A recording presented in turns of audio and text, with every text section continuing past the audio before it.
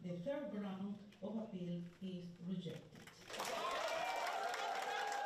Finally, the appeal chamber notes that the federal chamber meets its conclusions in relation to the risks not.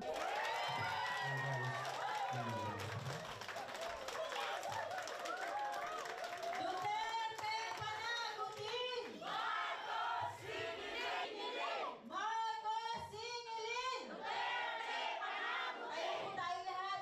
Duterte panagutin! In the context of its consideration of the risk under Article 50. The appeals chambers unanimously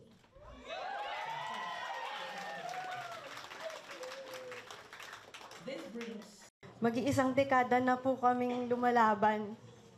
At grabe na yung sakit at pahirap na dinulot ni Duterte sa mga pamilya, sa mga pamilya ng biktima ng drug war. Kaya napakahalaga po sa amin ng gabing ito at we appreciate the support of the judges na i-reject yung appeal ni Duterte dahil wala naman talagang grounds para palayain siya. Hindi siya karapat-dapat na makalaya.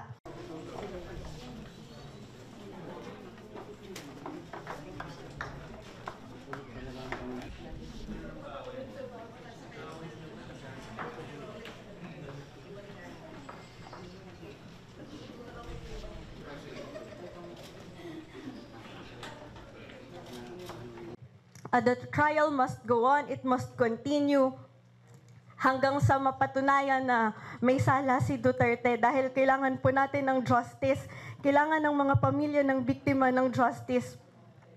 At hindi po kami matatahimik hanggat hindi po namin nakakamit yung hustisya.